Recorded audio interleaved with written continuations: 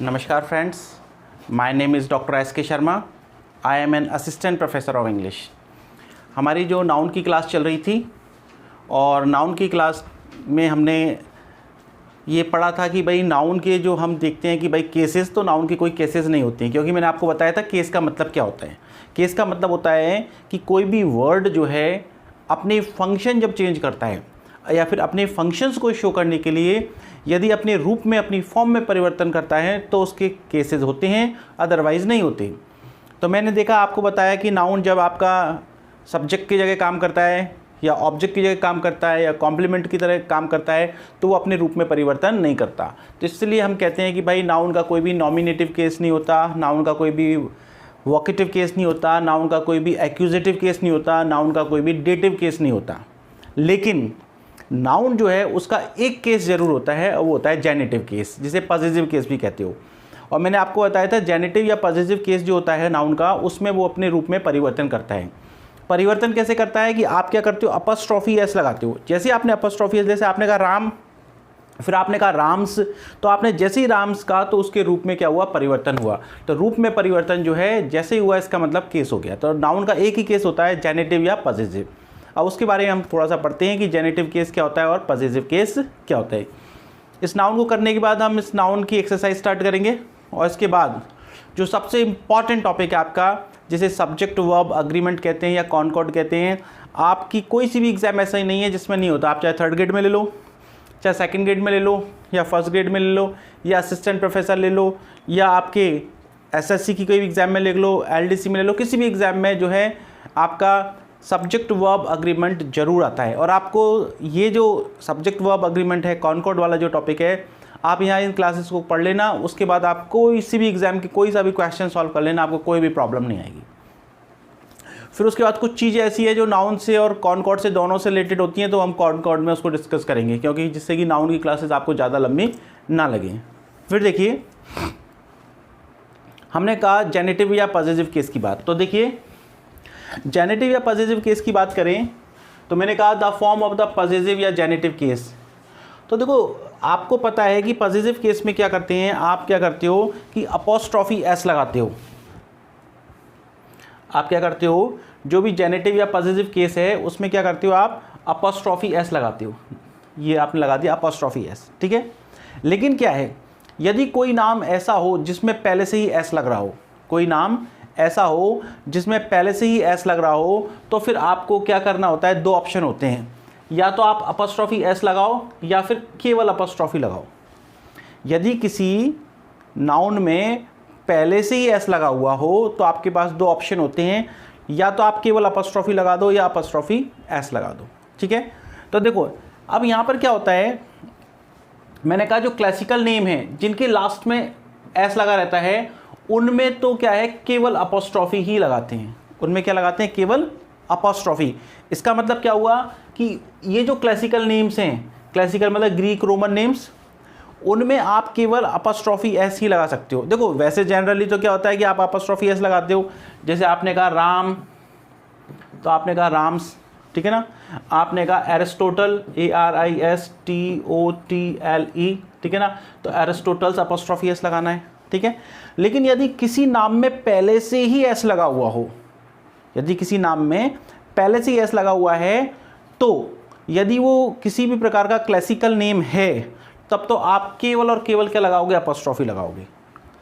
इसके अलावा कोई और नाम है तो उसमें आपके पास दो ऑप्शन है कि आप चाहो तो अपॉस्ट्रोफी एस लगाओ और आप चाहो तो क्या करो, केवल अपॉस्ट्रोफी लगाओ। तो देखिए, जैसे मैंने आपसे कहा पाइथागोरस, आर्किमिडीज और सोफोक्लिस, ये सब क्लासिकल नेम है, ग्रीक रोमन लैटिन नेम्स हैं, और इनके लास्ट में ऑलरेडी एस लग रहा है।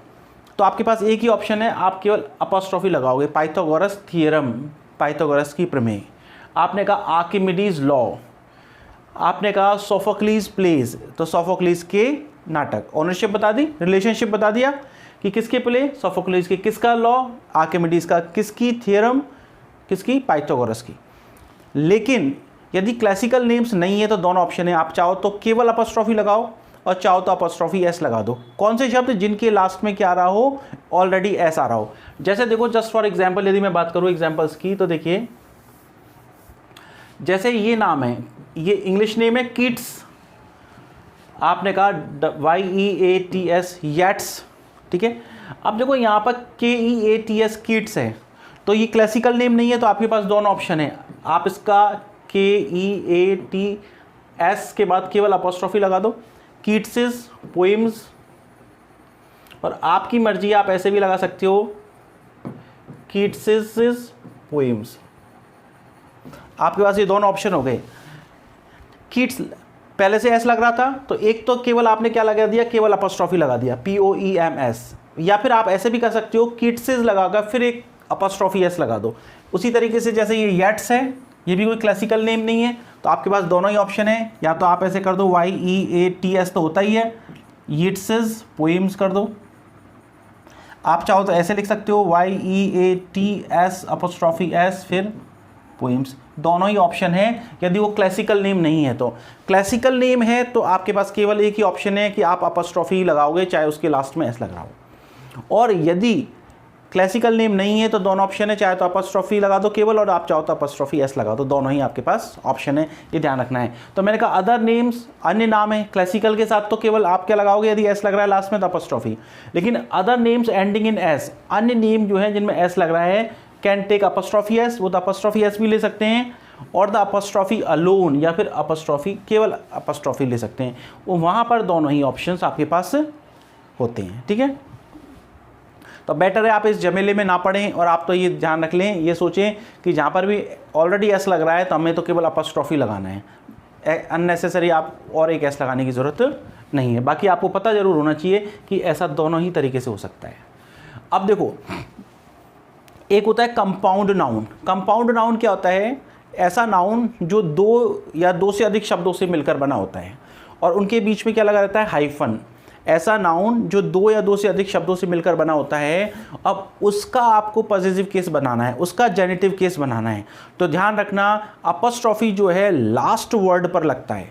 किस पर लगता है, लास्ट वर्ड पर। जैसे देखो मैंने कहा ये है आपका कॉम्पाउंड नाउन, ये क्या है आपका कॉम्पाउंड नाउन, क्या है, ब्रदर इन लॉ। आपने कहा ब्रदर इन लॉ। अब ये तीन शब्दों से मिलकर बना हुआ कॉम्पाउंड नाउन है, ब्रदर, इन और लॉ, तीन से। अब जब इसका पॉजिटिव केस बनाएंगे तो लास्ट जो वर्ड है उसमें अपॉस्ट्रोफी एस लगाएंगे। आप ऐसे नहीं कर सकते ब्रदर्स इन लॉ गिटार, आपको एग्जाम में आता है, तो आपको क्या करना है, ब्रदर इन लॉज गिटार, ठीक है। कई नाम ऐसे होते हैं जो एक से ज़्यादा शब्दों से मिलकर बने होते हैं। देखो ये तो कंपाउंड है, जैसे मैंने कहा हेनरी द एट्थ।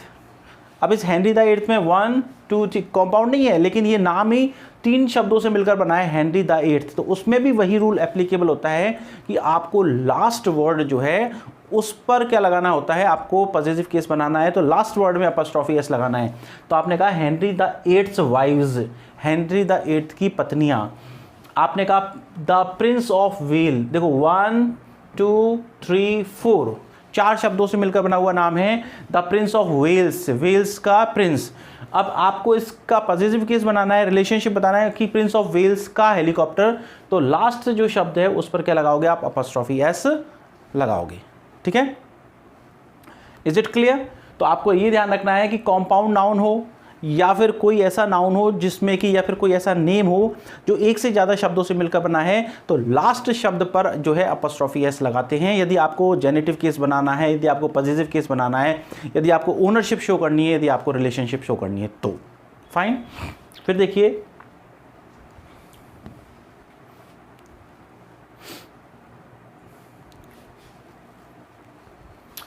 नेक्स्ट है, देखो तीन चीज़ें हैं, एक होता है पीपल, एक होता है कंट्री और एक होता है एनिमल, ठीक है। एक होता है पीपल और एक होता है कंट्री और एक होता है एनिमल, सॉरी,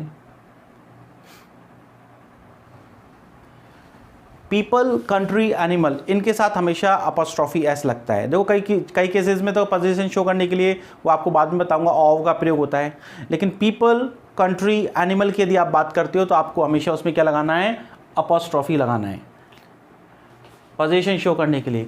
देखो पीपल, नेक्स्ट है country and third one animal.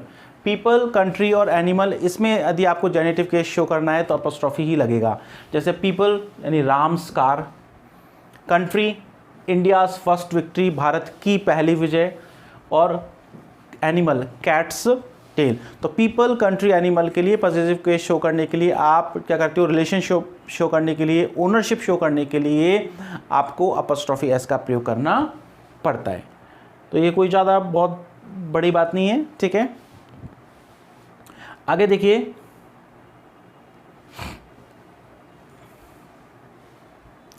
कुछ बातें और हैं। देखो मैंने कहा एक तो पीपल, कंट्री, एनिमल, एक होता है टाइम, स्पेस और वेट। तीन चीज़ होती हैं, टाइम समय, स्पेस मतलब जगह, और वेट और वजन। इनके लिए भी अपॉस्ट्रोफी एस का प्रयोग कर सकते हैं। देखो टाइम, स्पेस, ये हो गया टाइम, ये हो गया स्पेस और वेट। इनके लिए किसका प्रयोग करते हैं, अपॉस्ट्रोफी एस का प्रयोग करते हैं, ठीक है। जैसे टाइम देखो मैंने कहा वीक्स हॉलीडे, एक सप्ताह का छुट्टी। तो वीक्स क्या, वीक क्या बता रहा है, टाइम को बता रहा है। आपने कहा ए डेज मार्च, एक दिन का मार्च मतलब कूच, आक्रमण करती है ना सेना, उसमें। आपने कहा टुडेज न्यूज़पेपर, टाइम बता रहा है, आज का न्यूज़पेपर। आपने कहा इन 2 days टाइम, 2 दिन का समय। 10 minutes वॉक, 10 मिनट की वॉक। आपने कहा 2 hours डिले, 2 घंटे की देरी। आपने कहा ए फुट्स लेंथ, 1 फुट की लंबाई, यानी क्या बता दिया, स्पेस बताने के लिए भी क्या करते हो आप, ठीक है। आपने कहा कि 5 किलोमीटर्स डिस्टेंस, 5 किलोमीटर की दूरी। आपने कहा ए फुट्स लेंथ, 1 फुट की लंबाई। तो आपने क्या किया, स्पेस जगह बताने के लिए भी किसका प्रयोग किया, अपॉस्ट्रोफी का प्रयोग किया। वजन बताने के लिए, पाउंड वजन होता है, ठीक है। देखो पाउंड जो है वजन होता है, जैसे किलोग्राम होता है ऐसे पाउंड होता है। तो ये पाउंड्स वेट, 1 पाउंड का वजन। तो वजन शो करने के लिए भी आपने किसका प्रयोग किया, अपॉस्ट्रोफी का। 10 minutes वॉक, वही 2 hours डिले, ये सब क्या है। तो आपको ध्यान रखना है, पीपल, कंट्री, एनिमल के लिए अपॉस्ट्रोफी एस का प्रयोग करते हैं, ठीक है। टाइम, स्पेस और टाइम, स्पेस और वेट के लिए भी अपॉस्ट्रोफी एस का प्रयोग करते हैं, यदि आपको जेनेटिव केस शो करना है तो। ओके, नेक्स्ट देखिए, अब आप सीजन्स के लिए भी अपॉस्ट्रोफी का प्रयोग करते हो। अब ध्यान रखना, यदि सीजन की बात, यदि विंटर और समर की बात है, ठीक है, विंटर और समर की बात है, तो आपके पास दोनों चॉइस है। आप बिना अपॉस्ट्रोफी के भी यूज़ कर सकते हो और अपॉस्ट्रोफी के भी यूज़ कर सकते हो, ठीक है। जैसे देखो आपने कहा ए विंटर्स डे कर सकते हो या विंटर डे कर सकते हो, दोनों ही सही है। समर्स डे कर सकते हो या समर डे कर सकते हो, दोनों ही सही हैं, ठीक है। लेकिन ऑटम और स्प्रिंग की बात यदि करी जाए तो ऑटम और स्प्रिंग के साथ अपॉस्ट्रोफी एस का प्रयोग नहीं करते हैं। दोबारा समझ लीजिए, देखो बहुत इंपॉर्टेंट बात है। इंग्लिश में यदि विंटर और समर की बात है तो विंटर और समर के साथ अपॉस्ट्रोफी एस का प्रयोग कर सकते हैं, लेकिन ऑटम के साथ और स्प्रिंग के साथ नहीं कर सकते, ठीक है। वो लिटरेचर में हो जाता है, पर्सोनिफिकेशन करने के लिए, मानवीयकरण करने के लिए, वो एक अलग बात है। लेकिन हम जो जनरल ग्रामर पढ़ रहे हैं उसमें हमें ध्यान रखना चाहिए कि विंटर और समर के साथ अपॉस्ट्रोफी एस का प्रयोग करते हैं, लेकिन स्प्रिंग के साथ और ऑटम के साथ नहीं कर सकते। जैसे देखो वीकेंड से हम कह सकते हैं, दोनों ही बात कह सकते हैं, विंटर्स डे कह सकते हैं या विंटर डे कह सकते हैं, समर्स डे कह सकते हैं और समर डे कह सकते हैं, दोनों ही कह सकते हैं, दोनों ही चीज़ें सही हैं। But we can not make spring और ऑटम इन ऑटम्स पॉजिटिव, लेकिन स्प्रिंग और ऑटम का हम पॉजिटिव नहीं बना सकते, एक्सेप्ट सिवाय यदि हम क्या करें, व्हेन दे आर पर्सोनिफाइड, जब उनका मानवीयकरण करें। तो ये लिटरेचर की बात है, यदि हम उनका मानवीयकरण कर रहे हैं तो उस स्थिति में हम जो है कर सकते हैं, अदरवाइज नहीं कर सकते। आपको इस चीज़ का विशेष रूप से ध्यान रखना है। आप ऐसे कह सकते हो ऑटम्स रिटर्न, ऑटम की वापसी। तो ये ऑटम रिटर्न कह रहे हो तो इसका मतलब आप सामान्य प्रयोग नहीं कर रहे हो, ऑटम को एक मानव की तरह मान रहे हो, है ना। वो लिटरेचर की बात है। आपको जो ग्रामर में ध्यान रखना है कि आपको ग्रामर में तो यही मान के चलना है कि आप जो है ऑटम के अंदर और स्प्रिंग के अंदर अपॉस्ट्रोफी एस नहीं लगा सकते। यदि ऐसा यूज़ हो रहा है आप उसको गलत माने, या फिर आप ये माने उसका पर्सोनिफिकेशन हो रहा है। और लिटरेचर वाले स्टूडेंट्स को तो पर्सोनिफिकेशन पूछा जा सकता है, लेकिन जो जनरल ग्रामर की बात है, जनरल कॉम्पिटिटिव एग्जाम्स की तैयारी कर रहे हैं, उनके लिए पर्सोनिफिकेशन की बात नहीं पूछी जाती। तो आपको क्या ध्यान रखना है, विंटर और समर के साथ तो आप अपॉस्ट्रोफी का प्रयोग कर सकते हो, लेकिन स्प्रिंग के साथ और ऑटम के साथ अपॉस्ट्रोफी का प्रयोग नहीं कर सकते। तो ये चीज़ आपको विशेष रूप से ध्यान रखनी है। तो वो ये जो है मैंने आपको नाउन के बारे में कुछ बताया, इसके बाद जो है नाउन जो है इसमें जो बातें हैं वो आपको कॉनकॉर्ड में आ जाएंगी। कुछ बातें जो हैं वो मैंने इंटेंशनली छोड़ी हैं जिससे कि उनको कॉनकॉर्ड में कवर किया जा सके। कॉनकॉर्ड जो आपका अगला टॉपिक है वो बहुत ही ज़्यादा इंपॉर्टेंट है और वो कॉनकॉर्ड को आप बहुत अच्छी तरह से पढ़ें। अब आपकी ड्यूटी ये है कि जो भी मैंने आपको नाउन पढ़ाया है पूरा, उस नाउन को आप पढ़ें और मैं आपको यहाँ पर एक्सरसाइज कराऊंगा और उन एक्सरसाइज को मैं पहले बहुत इजी एक्सरसाइज से स्टार्ट करूँगा, फिर उनका लेवल थोड़ा सा डिफिकल्ट होता जाएगा। तो वो एक्सरसाइज आपके लिए बहुत ज़्यादा इंपॉर्टेंट है और वो एक्सरसाइज हम आज से ही शुरू कर देंगे जिससे कि आपको क्या हो सके, उसका बेनिफिट हो सके। तो ये सारा का सारा किसके बारे में हो गया, नाउन के बारे में। अब जो नेक्स्ट हम जो है एक्सरसाइज की बात करते हैं, ठीक है। नमस्कार।